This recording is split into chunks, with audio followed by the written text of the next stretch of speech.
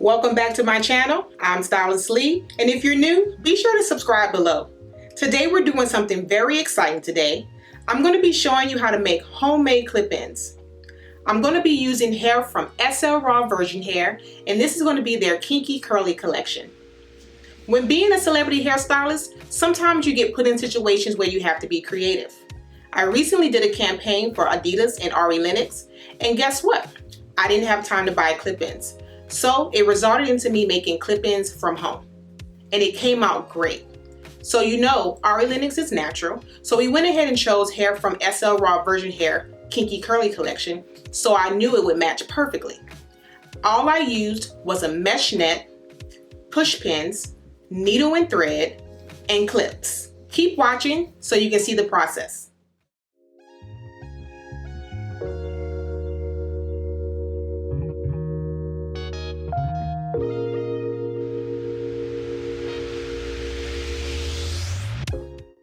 You first want to begin by placing your mesh net smoothly on a wig block by placing them and assuring them in place using your push pins. And what you'll see here is I'm going around in a square motion, creating my guideline so I can ensure that when I'm sewing my wefts down that I will not go past my guideline.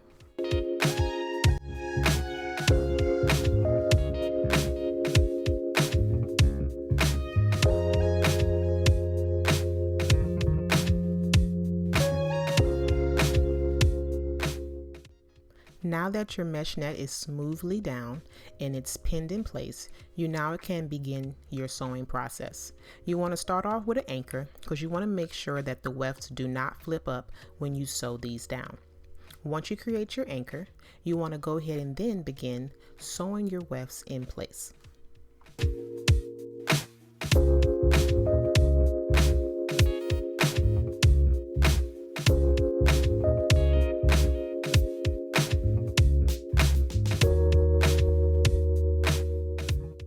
So although I am using kinky curly hair, this technique can be done with straight hair or wavy hair or any hair of your choice for that matter. You want to make sure that you choose hair that you know is going to blend in well with your hair.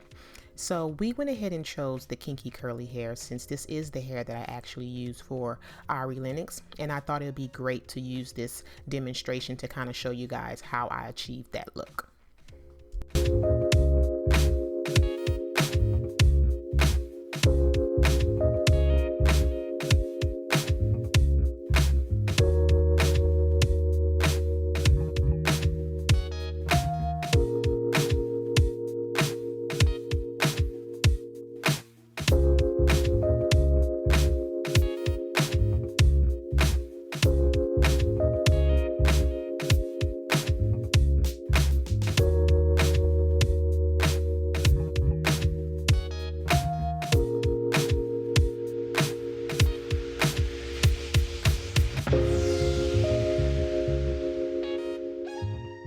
Now that we have completed our first row, we're going to go ahead and repeat the process and do the exact same thing, not even an inch, like 2 centimeters above the first weft that we just did. Now with this, I'm only going to be doing 2 rows. This is not necessarily what you need to do. If you want it to be fuller, you can do 3 rows, even up to 4 rows, depending on how thick you want your clips to be. Since I'm going to be creating multiple clips, I'm only going to be doing 2 rows because I want them to be very lightweight and I want to be able to place them discreetly throughout the hair. So keep watching.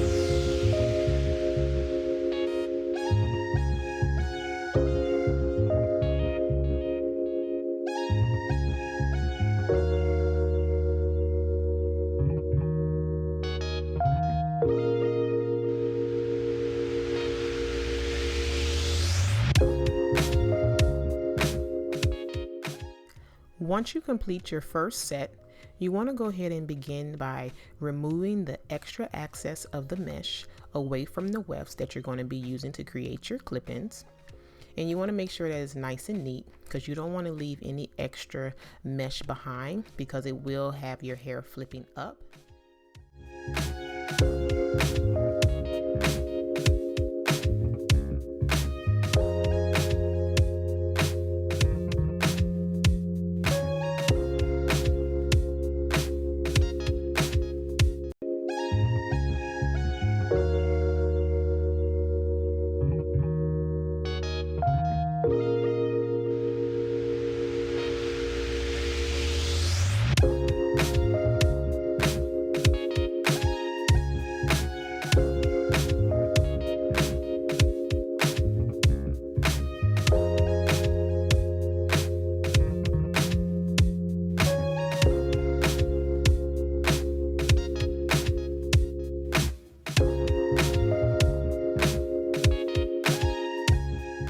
Now that we've completed with our first piece, you want to make sure that you place your piece flat on a wig block by using push pins and securing it in place.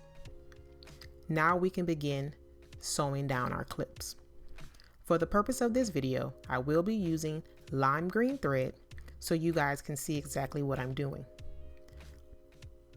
Please keep in mind that the holes in the clamps are very small, so you want to make sure that you're very careful when pushing that needle through. For each hole, I can suggest that you do at least 2 loops per hole just to make sure that it is in place, and these are very secure, so when you're installing them, you won't have any issues.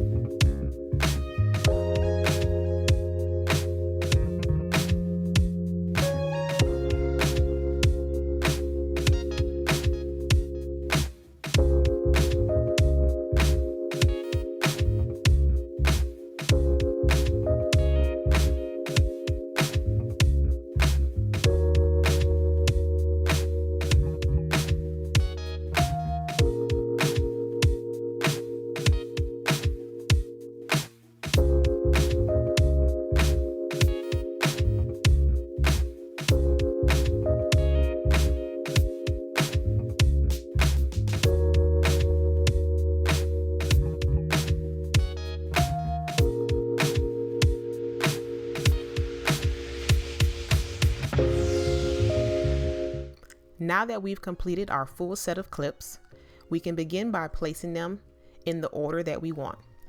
Typically, I would suggest starting from the bottom and working your way up, but the luxury for clip-ins is you can place them wherever they're needed.